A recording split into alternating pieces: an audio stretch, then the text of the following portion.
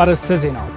مسحيلتات صرا مخت تግራይ ዝተሰለፉ ተጋሩ ዓርሶም ከድሕኑ ከም ዝግባእ ህዝባዊ ወያነ ሓርነት ትግራይ አፍሊጡ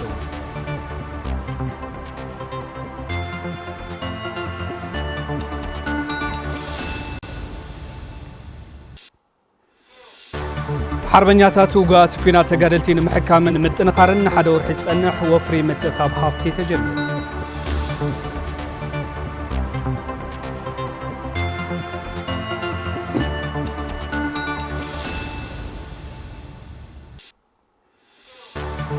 በብብርኩ ዝርከባ መራርሓን በዓል ሞያን ሓደጋ ድርቅን ምቕናስ መሪሕነትን ደገፈን ክዓርፍ ከም ዝግባእ ተገሊጹ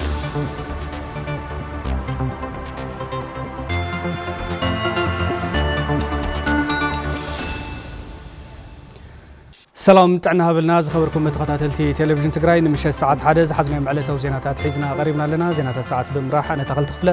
ብምልክት ቋንቋ ሰለሙን ሃይሉ ምስ መላእ ሶምያ ስቱዲዮ ቴሌቪዥን ትግራይ ብምዃን ሓቢርናኩም መጻንሒት ክንገብር ኢና ክሳብ መወዳእታ ምሳና ፀኒሕኩም ክትከታተሉ ድማ ብኽብሪ ብምዕዳም ናብ ፈላማይ ዜና ከስክረኩም ምስ ሓይልታት ጸረ መኸተ ትግራይ ተሰሊፎም ዘለው ተጋሩ ናብ ንቡር ህይወቶም ክምለሱ ካቢኔ መንግስቲ ትግራይ ዝወሰነ ውሳነ ተቐቢሎም ዓርሶም ከድሕኑ ከም ዝግባእ ህዝባዊ ወያነ ሓርነት ትግራይ ኣብ ዘውፅኦ ሰሙናዊ መግለፂ ኣፍሊጡ ትሕዝቶ ሰሙናዊ መልእኽቲ መሰረትና ሃይለ ሚካኤል ገሰሰ ከም ስዑ ከቕርቦ እዩ ህዝብ ትግራይ ነቲ ኣብ ልዕሊኡ ዝተዳዕነነ ጆኖሳይድ ብጽንዓት ኣብ ምምካት ከም ዝርከብን ነዚ ዘይተርፍ ዓወት ብቐረባ ርሕቐት እናጠመተ ድማ ብዘላቕነት ህልውኑ ንምርጋጽ ኣብ ዝውስን መድረኽ ኮይኑ ይረባረብ ከም ዘሎ ህዝባዊ ወያነ ሓርነት ትግራይ ኣብ ዘውፅኦ ሰሙናዊ መልእኽቲ ኣፍሊጡ ነዚ ወሳኒ መድረኽ ብዓወት ንምዝዛም እውን ኣብ ሓደጋታትን መውፅኢ ኣንፈቱን ብዕምቀት ዘትዩ ቃልሱ ኣጠናኺሩ ካብ ምቕጻል ወጻኢ ካሊእ ኣማራጺ ከም ዘይብሉ ኣብ መደምደምታ ብምብጻሕ ኣብ ውሽጥን ወጻን ዝርከብ ህዝቢ ትግራይ ከም ቀደሙ ኣብ ሓደ ዕላማ ዓሲሉ ይቃለስ ከም ዘሎን ህዝቢ ትግራይ ፍትሓዊ ዕላማ ተሓንጊጡ ዘካይዶ ዘሎ ቃልሲ ብዓወት ዛዚሙ እታ ዝበህጋ ሰላማዊት ልምዕትን ዲሞክራሲያዊትን ትግራይ ከም ዝሃንጽ ድማ ኣየጠራጠርን ክብል ህዝባዊ ወያነ ሓርነት ትግራይ ኣብ ዘውፅኦ ሰሙናዊ መልእኽቲ ሓቢሩ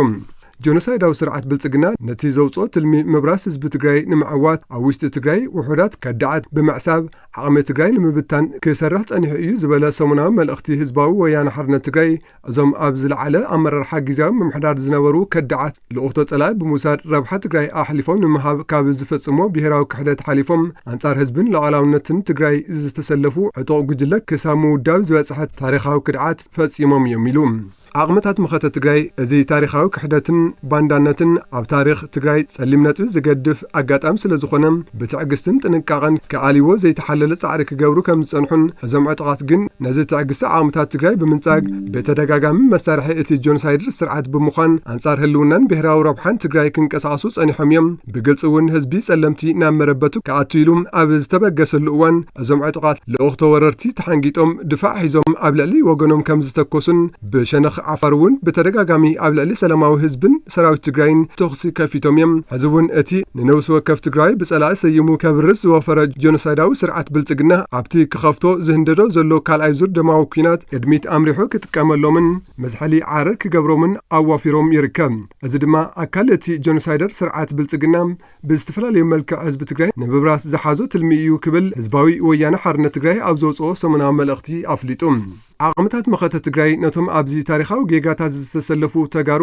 ካብ ጌጋኦም ተጣዒሶም ናብ ህዝቦም ክምለሱ ተደጋጋሚ ጻውዒት ከቕርቡ ከም ዝጸንሑን መቐጸልታ እዚ ጻውዒት ድማ መንግስቲ ትግራይ ነቶም ብዝተፈላለዩ ምኽንያት ምስ ሓይልታት ጸረ መኸተ ትግራይ ተሰሊፎም ዘለው ተጋሩ ናብ ንቡር ህይወቶም ክምለሱ ብካቢኔ ወሲኑ መፈጸሚ መስርሒ ብምውጻእ ዕላዊ ገይረሎ ዝበለ እቲ ሰሙናዊ መልእኽቲ እዚ ጻውዒት ኣካል እቲ በዞም ከዳዓት ክጸሓፍ ዝድለ ዘሎ ታሪኻዊ ጌጋ ንምእራም ዝግበር ዘሎ ሕልፊ መንገዲ ዝኸደ ጻዕሪ እዩ ስለዚ ድማ ኣብዚ ታሪኻዊ ጌጋ ዝተሰለፍኩም ተጋሩ ነቲ ጻውዒት ህዝብን መንግስትን ትግራይ ተቐቢልኩም ካብዚ ንውልድ ወለዶ ዝሓልፍ ጸሊም ታሪኽ ዓርስኹም ክትድሕኑ ይግባም ነዚ ዕድል ብምጥቃም ካብ ኩንቱሞትን ታሪኻዊ ናይ ሕግን ሞራልን ተሓታትነትን ዓርስኹም ኣድሕኑ ክብል ድማ ጸውዑ ሰሙናዊ መልእኽቲ ህዝባዊ ወያነ ሓርነት ትግራይ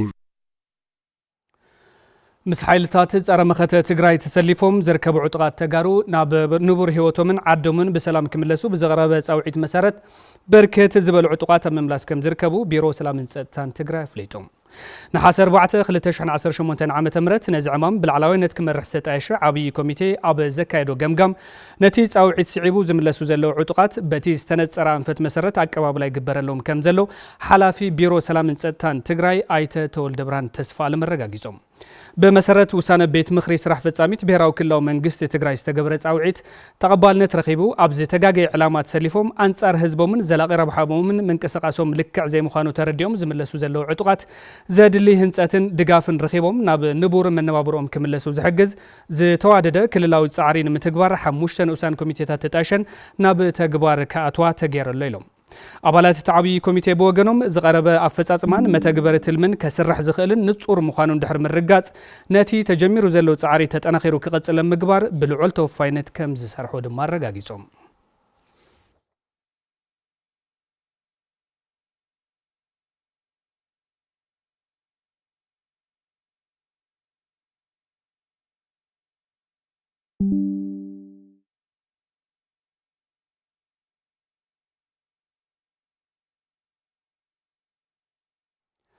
مس حيلتات صرا مخته تግራይ ተሰሊፎም ዝርከቡ ዕጡቃት ተጋሩ ናብ ንቡር ህይወቶምን ዓዶምን በሰላም ክምለሱ ኣብ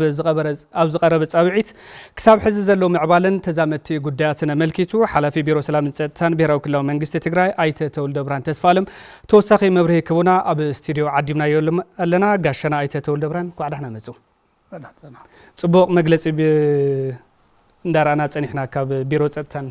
سلام تجري زوج مجلسي مسحيل تزرع مخته تجري تسلفهم زركوا زلوا عتقات بتستجبر لهم توعيت مسرت نأتوا كم زركوا نفط مجلس قدم كل رينا نيرة سلازت خيدي تاي مسل كما تخلوا زلوا بلاخ خما يزول كنري يعني اللي أدلينت نيت توعيت زحلف مبري بنعنا نتزوج مسرح مانوال مفصل مزخون استفلاليو أسرار حتات أكيداتات نمنصار نحوار مدرخ فتيرنا كوميتيتات تعيشنا لأن يعلم صراحة حلافنا نفليتهم ناب تكبر زاتو لقناتات نمفتار زخل أكيدات قتلنا لنا زي زخون اللي وانا مخنيات قد محزز موصو قالو حزون نتساوي تقبلهم ببخابيو زموصو النيو سلازي نزيهم بحبار ودوا بيلنا ناي تحدثو هنصت هبنا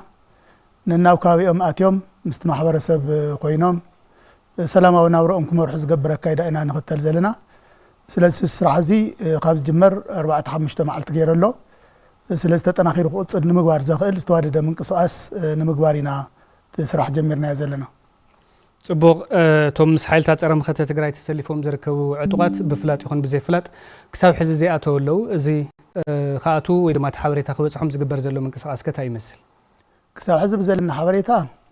ኩሉ ቤተሰብ ዝፈልጥዎም መሳርሕቲ ከካብ ከባቢኡ ስልኪ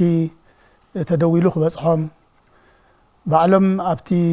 ፀረ መኸታ ሓይልታት ዘለውውን ነናብ ከባቢኡ نايت زوج صاوعيت تحستن أفصاصمون زملكت حواريتا نمركب صعري جبر الليو سلازي تناي ممسي أمراض تاترخيبهم كموت وزاخل متشو كنتات المفتاري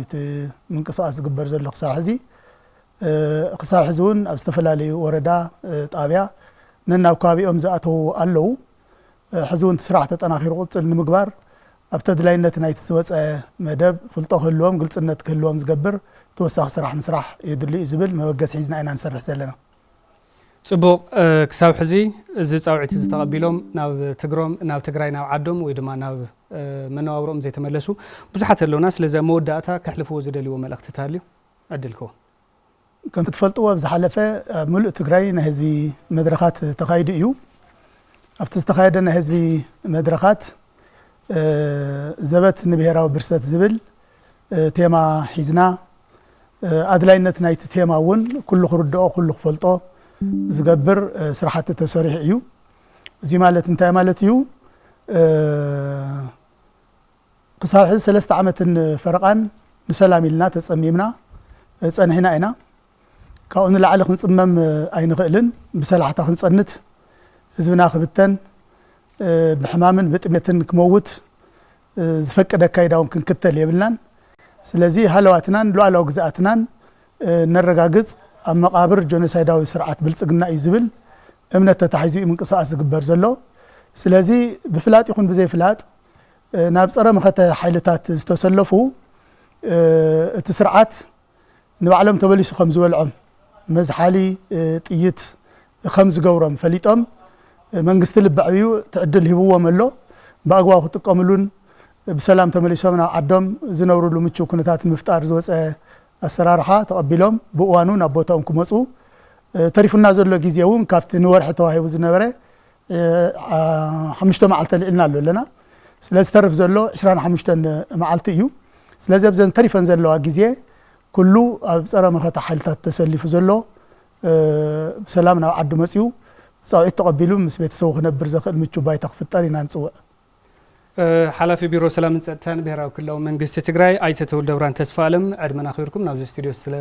ዛሃኩምና ሐበሬታ ብሽም ተመልከት ቴሌቪዥን ትግራይ አዚ ዘመስገን ክብረት ያብለይ አና ወኒ አንለ ዝኸበርኩም ተመልከትና ዜናታትና ሕዙና ቀጸልዮም ዜናታት ቴሌቪዥን ትግራይ ካብ ቀጥታ ፈነው ሳተላይት ቴሌቪዥን ብተወሳኺ በፌስቡክን ዩቲዩብን ኣብ ቀጥታ ፈነው ኢና ንርከብ በዞም ዝተፈላልዩ ማራጽታት ዜናታትና ክትከታተሉ ብኽብሪ ብምዕዳም ናብ ዝቀጸል ዜና ከስክረኩም ህዝብ ትግራይ ንምንብርካኸን ንምብራስን ኩሎም አማራጽታት ጥፋት ዝፍጽም ዘሎ ጀነሳይዳዊ ስርዓት አብይ አሕመድ ኣብ ልዕሊ ሰላማውያን ሰባት ዘብጽሖ ሓደጋ ንምክልኻል ሕብረተሰብን ከባቢያዊ ምምሕዳራትን ልዑል ጥንቃቐ ክገብሩ ዋና ዳይሬክተር ኢንስቲትዩት መጽናዕትን ምርምርን ፖሊሲ ትግራይ ዶክተር ዮሐንስ ተኽለ ተሓሳሲቦም ሸዊት ክዱ ተወሳኸሎ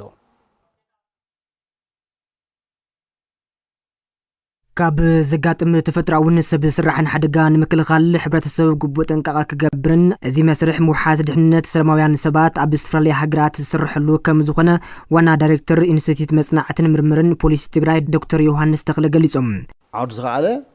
መስርሕ እንየው ፍልስፍና እንየው ተግባራት እንየው መግለጽታት እንየው ሕዝኣቶም ዓቕሚ ስለ ዘለዎም ናይ ቴክኖሎጂ ዓቕሚ ናይ ገንዘብ ዓቕሚ ናይ ምግባር ዓቕሚ ስለ ዘለዎም ብዙሕ ነገር ይገብሩ እዮም ንኣብነት ሲቪል ህዝቢ ዝዕቀበሎም ቦታታት ይገብሩ እዮም ገርመካ እዚ ግን ንውግእ ጥራሕ ይኹን ዝኾነ ተፈጥራዊ ኾነ ኽእል ተሓደጋ ሰብ ስራሕ ኾነ ኽእል ተሓደጋ ንኣብነት ናይ ተኣኸትሎ ናይ መሬት ምቅጣዕ ካጋጥም ከለስ እንታይ ከም ትገብር ወይ ከም ደው ከም ትብልስ እንየ ሓደ ሰምረ ይወሃበካ እዩ ስሩዕ ስራሕ እዩ መንግስቲ ዝወሃብ ናይ ምክልኻል ስራሕ እዩ ናይ ህዝቢ ድሕንነት ስራሕ እዩ ናይ ህዝቢ ድሕንነት ጉዳይ እዩ እሞ ኣብኣቶም እዚ ስራሕ ይሰርሑ እዮም ብዙሓት ትካላት እውን ኣለዎም ነዚ ዝመርሑ ኣብዚ ዝነጥፉ በጀቱ መዲቦም መዕቆቢ ከላኸሊ ይገብሩዮም ካልኣይቲ ነገር ሃፐን ንገብር ከሎ ውግእ እንተኾይኑ ደብዳብ ግዛዕ እንተኾይኑ ከዓ ድምፂ ኣስሚዖም ሰብ ናብ ቦቦቱ ክኣቱ ይገብርዎ ብደንቢ በቃ ጥርኑፍ እዩ ብደንቢ ብስርዓት ዝመሓደር እዩ ስለዚ ነቲ ህዝቢ ወዲያው ይንገሮ ወዲያው ቦቦቱ ይኣቱ ኣብዚ ሕዚ እዋን ህዝቢ ትግራይ ንምብርካኸን ንምብራስን ኩሎም አማራጽታት ጥፋኣት ዝፍጽም ዘሎ ጀነሳይዳዊ ስርዓት አብይ አሕመድ ኣብ ልዕሊ ሰላማውያን ሰባት ዘብጽሑ ሓደጋ ንምክልኻል ሕብረተሰብን ከባቢያዊ ምምሕዳራትን ክሰርሑልን ልዑል ጥንቃቐ ክገብሩን ዶክተር ዮሐንስ ይጸዊዖም ናገብሩ ከለዋና ሓደ እቲ ነገር ምርዳእ ኢና መጀመርያ እቲ ጉዳይ ከጋጥም ይኽእል እዩ ስለዚ ሰብና ጉዳይ ይውልን ጉዳት ክንቅንስ ኣለና ክሰራ ክንቅንስ ኣለና ዝብል ሓደ በደንብ መሓዝ ይድሊ ካልኣይ በብቦትኡ ዘሎ ደሕና ዝኾነ ቦታ ፈሊኻኡ ምጥቃም ተልካ ስታይ ምግባር ምውዳብ ሓበሬታ ልውጥ ምግባር ዓርሰ በዓርሰ ምትሕዝዛዝ ግር ኢልካ እውን ስእልካ ናብ ሓደጋ ዝበፅሑ ቦታ ዘይምኻድ ምቕናስ ስርዓት በዘለዎ ምስራሕ የድሊ እዩ ኣብዚኣ እዚኦም ምግባር ግን እንታይ መክር ኣነ እቲ ናይ ከባቢ ምምሕዳር ናይ መንግስቲ ግን ሓላፍነት ክወስድ ኣለዎ እዚ ከባቢ ሓበሬታ ምሃብ ኣብ ምትሕብባር እዚኣቶም ምግባር ነቲ ሕብረተሰብ ተወዲቡ ሓበሬታ ረኺቡ እዚ ናይ ሲቪላዊ ምክልኻል ክገብር ከብል ኣለዎ እቲ ሰብሲ በቃ ተረዲእዎ ብደንቢ ብንቕሓት ክከታተል ምግባር እዚ ብዙሕ ይቕንስ እዩ እንቅስቃሴ እውን ክትንቀሳቐስ ከሎ እኩብ ዝኾነ ነገራትን ከይፍጠር ኣለካ እንደ ከምዚኣ ዘሎ ጉዳያት ምግባር ይከኣል ይመስለኒ እዚኣትና ክንግበር ንኽእል ንሕና ጀኖሳይዳዊ ስርዓት አብይ አሕመድ ኣብ 2013 ዘካየደ ጀኖሳይዳዊ ኩናት ኣብ ልዕሊ ህዝቢ ትግራይ ብሰማይን ብምድርን ዝተፈላለዩ መጥቃዕትታት ከም ዝፈጸመ ዝፍለጥ እዩ ዝበሉ ዶክተር ዮሐንስ ካብዚ ሓደጋ ንምክልኻል ኩሉ ክሰርሕ ይግባእ ድማ ኢሎም ህዝቢ ትግራይ ኣብ ብሔራዊ ረብሕኡ ሓድነቱ ከደልድል ከም ዝግባእ ተንታኒ ፖለቲካ ኣይተ የማነ ገብረ መስቀል ገሊጾም ኤፍሬም ረዳይ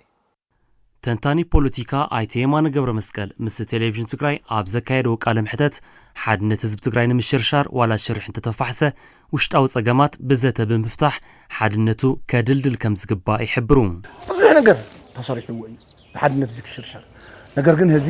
ናብ ዝነበሮ እናተመለሰ ዘሎ ሁነታት እዩ ዘሎ ተወሰኑ ፀገማት ኩሉ ይኽእሉ ንሳቶም ብሓደ ኮይና እናስተኻኸልና ብሓደ ኮይና እናኣረምና ብሓደ ኮይና ይህና ተባሃልና ተስተኻኺልና ከምታ ናይ ትማሊ 2013 ዝነበርና እያ ድነትና ሓሊና ተሰጣጢምና ደጀን መስግንባር ተሓባቢርና ተናቢብና ክንወፍር ይግባእ ብፍላይ ዓለም ዘስድምም ዝነበረ ቃልሲ ዲያስፖራ ተጋሩ ንኽጠናኸር ትኩረት ከም ዘድልዮ እውን ተንታኒ ፖለቲካ ኣይተ የማነ ገብረ መስቀል ይገልጹ ናይ ዲያስፖራ ሓድነት ናይ ዲያስፖራ ቃልሲ ታይ ለውጥ ታይ ዓወት ከም ዘንፀብ ዓለም አቀፍ መድረኽ ኢና እያና ኣብ ትግራይ እውን ብሓደ ወፊርና እቲ ህዝብና ከመይ ዓይነት ንዓለም ህዝብ ዘስደምም ታሪክ ከም ሰራሕና ተራእዩ ስለዚህ ህዝብ እውን ተሓድነትና ንዝንገብሮ ቃልሲ ካብ ዘለዎ ጠቐሜታ ተርእዩ ተገምጊሙ ብደንቢ ኣብ ሓድነትና ትኩረት ጌርና ክንሰርሕ ኣለና ሓደ ክንኮን ኣለና ፀገማት ኣለዮምና ፀገማትና ክንፈትሕ ኣለና ናይ ገዛና ጉዳይ ናይ ገዛና ዝተፈላለዩ ሕቶን ኣረኣያን ዘለዎም ኣካላት ድማ ብሄራዊ ረብሓ ህዝቢ ትግራይ ናብ ዋጋ ዕዳጋ ከውርዱ ከም ዘይግባእ ኣይተ የማነ ተሓሳስቡ ኣብዚ ጉዳይ እዚ በታይ ብሄራዊ ረብሓና ከም ህዝቢ ኣብ ክንቅፅል ምድላይ ታይ ትግራይ እንታይ ፈላላይ ኣለዎ ተጋርን እንታይ ቶም ባንዳታት እውን እንብሎም እውን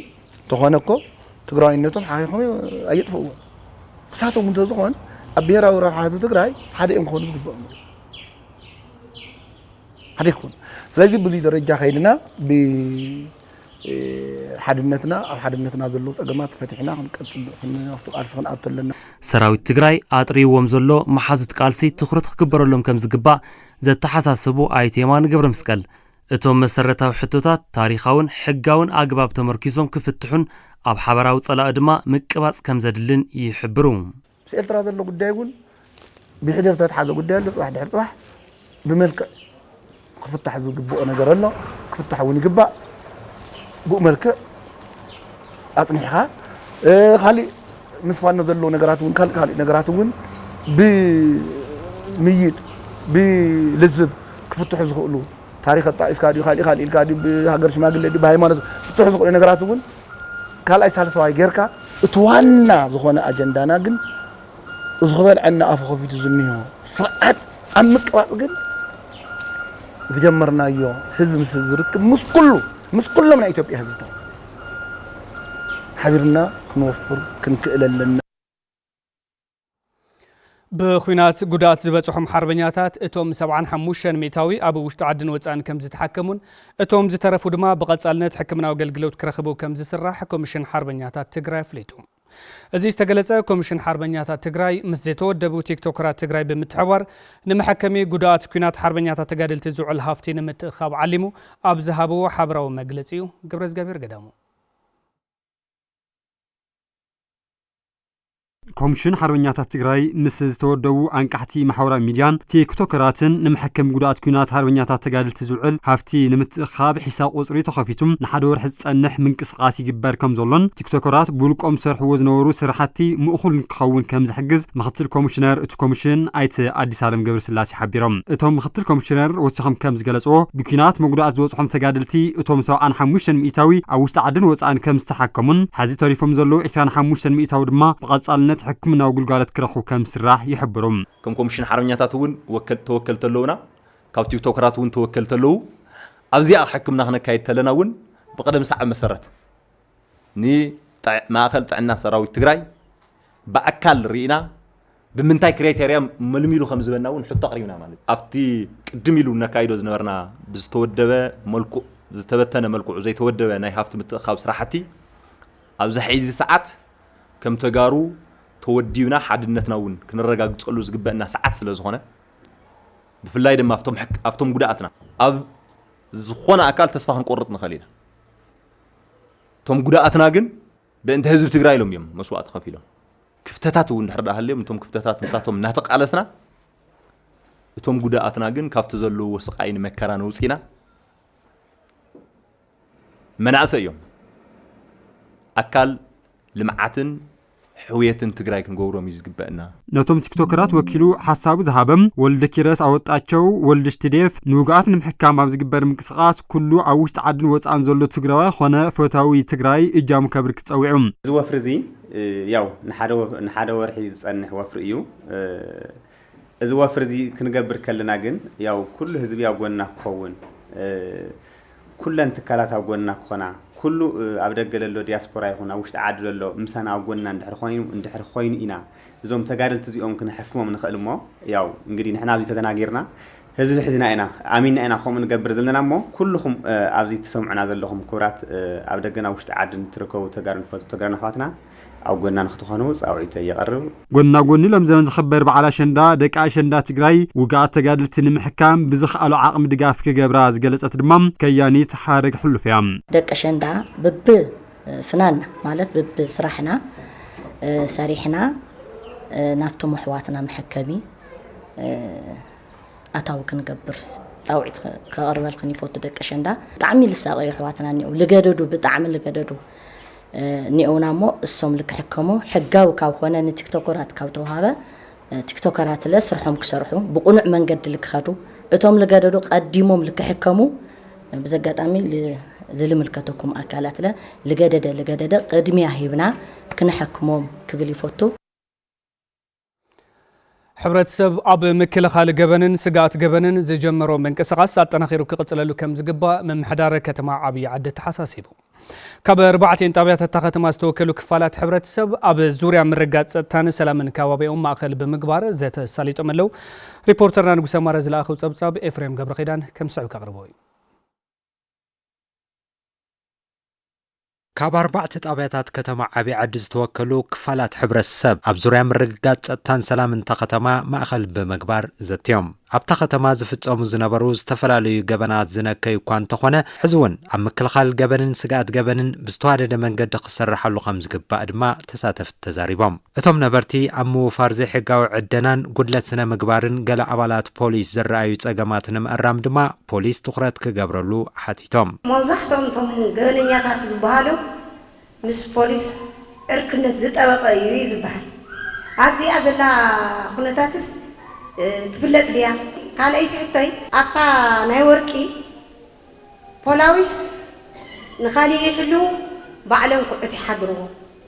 ስለዚ ኣብዚኣ ዘላ ኩነታት ከመይ ሓቀነታ ወርቂ ትኽልክልዎ ኣለኹም ባዕልኹም ኢኹም ተኣርይዎ ዝብል ስምዒታት ኣለዎ እዚ ኣብ ምንታይ እዩ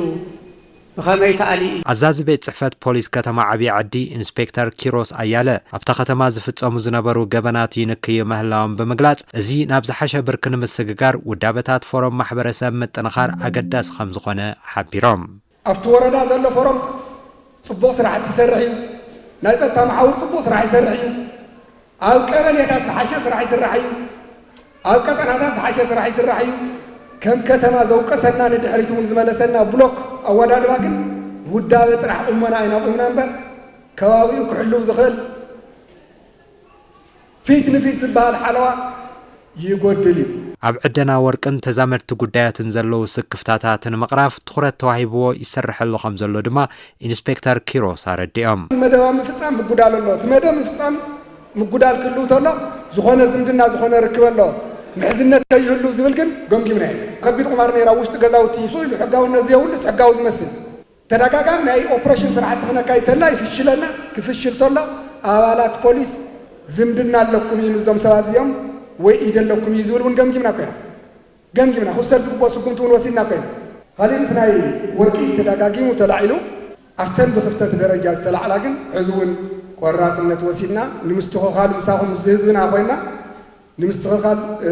كسرعيو ابتزتز ترخبو كنتبا ختما عبي عدي عيت تخلاي تسفاي سلام تصطتان كبابي اموحز زتبابع سرحت خمس توغنو بمغلاص نزن متنخار حبرتسب تساتفو خحيلي كبايلوم كاب جبن ناس ازخونه خباب بمفتار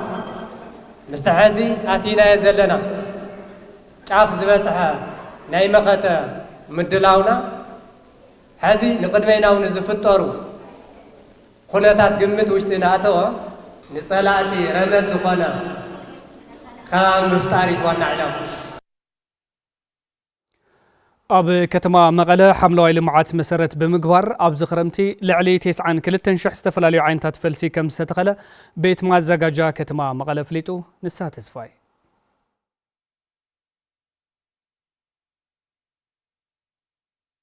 መቀለ ካብ ዝሓዞ ክረምታዊ መደብ ምትኻል ፈልሲ ሕብረተሰብን ትካላትን ብምትሕብባር ከባቢ 92,000 ዝተፈላለዩ ዓይነታት ፈልሲ ከም ተተኸለ ኣተሓባሪ ጉጅለ ሓምለዋይ ልምዓት ምምሕዳር ከተማ መቀለ ኣይተ ወልደ ገብርኤል ተኽላይ ገሊጾም ካብ ናይ 60 መዓልቲ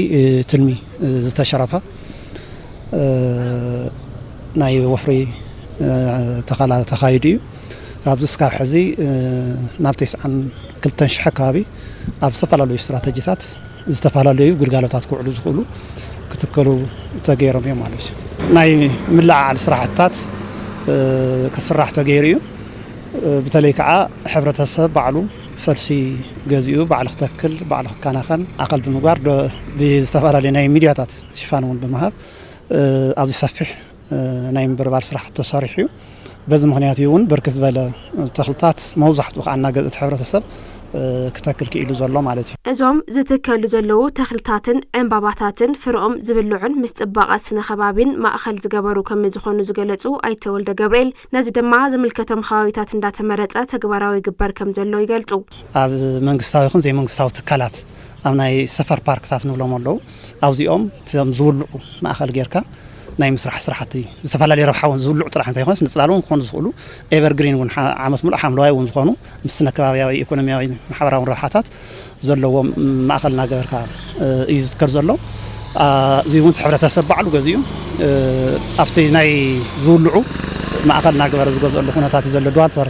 ዝተፈላለዩ ረብሓታት ንምዝጋብ ኣብ ከፈልቲ መገዲ ኣደባባያት ኣብዚኦም ዘለዉ እንደገና ወሰን መንገዲ ምስ ጽላለፍቲ ወሰን መንገዲ ምስ ጽላል ክዝኽእሉ ሕብረተሰብ ብእግሩ ዝጓዓዘሉ ጽላል ክረኽበሉ ዝኽእል ኤቨርግሪን ዝኾኑ ዓመት ብሓመሎት ዝኾኑ ተኽልታት ናይ ምትካል መሓለኻ መንገዲ እውን ከም ዘይኮን ተገይሩ ዝትከለሉ ኩነታት እዩ ኣብ ናይ ኣደባባይን ሚድያናትን ምስ ጽባቐን ምስ ስነ ከባብን ማእኸል ዝገበሩ ተኽልታት ኢና እናተኸልና ንርከብ ማለት እዩ ንተግባራዊነት ሓምለዋይ ልምዓት ምትካል ጥራሕ ዘይኮነስ ምንክብኻብ ኣድላይ ብምዃኑ ሕብረተሰብን ትካላትን ሓላፍነቶም ክዋጡ ይስራሕ ከም ዘሎ ኣተሓባሪ ጉጅለ ሓምለዋይ ልምዓት ኣይተ ወልደ ገብርኤል ተኽላይ ይዛረቡ እቲ በዓል ዋና ክኸውን ዘሎ ሕብረተሰብ እዩ መንግስትን ኩሉ ክበፅሕ ኣይኽእልን ናይ ዓቕሙ እውን ክሰርሕ ስለዘይኽእል ጥራይ ከም መንግስቲ ወይ ከዓ ከም ቤት መዘጋጃ ንሰርሖ ዘለና ኣብ ኣደባባያት ከፈልቲ መንገዲ ኣብቶም ህዝቢ ክበፅሐሎም ዘይኽእል ርሕቕ ዝበለ እቲ መንግስቲ እዩ እናሰርሐ ዝርከብ እሱ ነጠናኺርና ክንሰርሐሉ ኢና ብዋናነት ግን ኣብ ናይ ግሊ ዘለዋ ትካላት እውን ፅቡቅ ባዕሎም ኢኒሽቲቭ ወሲዶም ኣብ ምስራሕ ዝሐሸ ስራሕቲ ኣሎ ምናልባት ኣብተን ናይ መንግስታዊ ትካላትን ኣብ ናይ መንግስታዊ በተለይ ምስ ኣብያተ ትምህርቲ ተኣሳሲሩ ኣብኡ ክስራሕ ዝግብኦ ዝተርፈና ነገራት ከም ዘሎ ርዱእ ጌርና ኣብዚ ናይ ምጥንኻር ስራሕቲ ምስራሕ ከድልየና እዩ ኣብዚ ሰሙን ኣብ ዞባታት ምብራቅ ደቡብ ምብራቅን ደቡብን ካብቲ ልሙድን ታሕቲ መጠን ዝናብ ከም ዝህሉን በብብርክው ዝርከቦም መራርሓን በዓል ሞያን ሓደጋ ድርቂን ምንካይ መሪሕነትን ደገፍን ክዓርፍ ከም ዝግባእ ተገሊጹ እዚ ዝተገለጸ ብምትሕባር ኮሚሽን ኣመራርሓ ስጋት ሓደጋ ትግራይ ማእኸል ኣገልግሎት ሜትሮሎጂ ትግራይን መድረክቲ ኣካላትን ተዳልዩ ኣብ ዝወፀ ሰሙናዊ ትንበያ እዩ ሃፍታይ ባህረ ከም ዝስዕብ ዳልይወሉ ካብ ናሓሳ 5 ክሳብ ናሓሳ 14 ኣብ ትግራይ ዝህሉ ትንበያ ዝናብ ኣብ ዞባ ምዕራብ ትግራይ ኣብዝሓ ወረዳታት ዝለዓለ መጠን ዝናብ ክረኽባ ትፅቢት ከም ዝግበርን ወረዳታት ወልቃይት ፀገዴ ማይጋባ ቆራሪት ቃፍታ ሕሞራ ከተማ ዳንሻን ማይካድራን ድማ ካብ 10 ክሳብ 120 ሚሊ ሜትር ክረኽባ ከም ዝኽእላ እቲ ሜትሮሎጂ ትንበያ የመላኽት ብተመሳሳሊ መብዛሕትኡ ከባቢታት ዞባ ሰሜን ምዕራብ ትግራይ ካብ ማእኸላይ ክሳብ ልዑል መጠን ዝናብ ክረኽባ ትፅቢት ዝግበር እንትኸውን ወረዳታት ኣስገደ ጸለምቲ ጽምብላ ዛና ላዕላይ ጸለምትን ላዕላይ ቆራሮን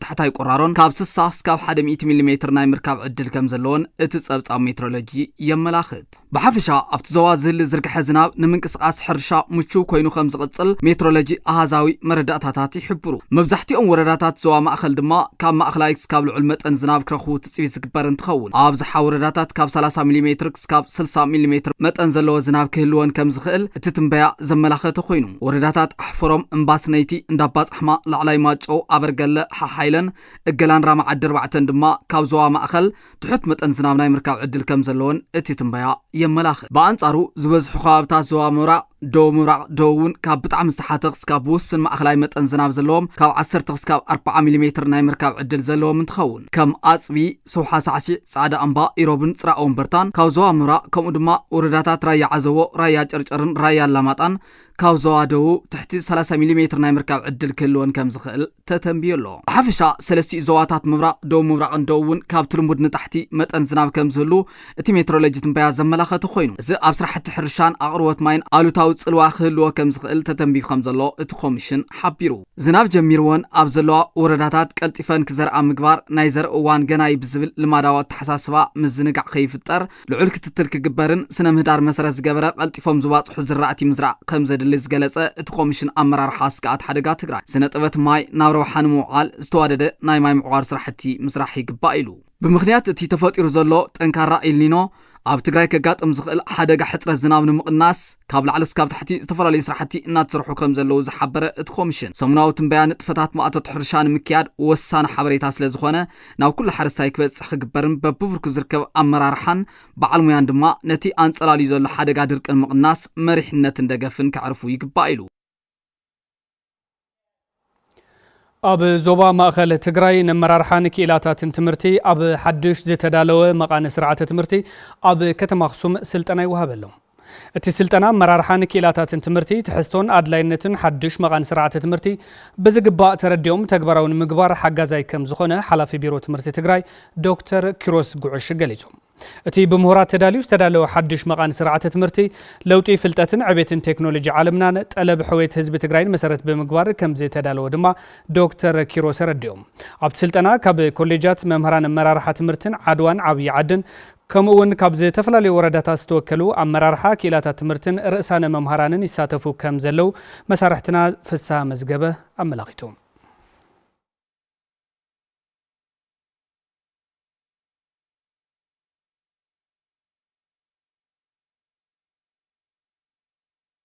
الساعة زحزنا زيناتنا بزينا كنزازم تلفزيون تجراي مريضكم مسألة تكتاتلونا كبرت هذا ببزل خمو سنة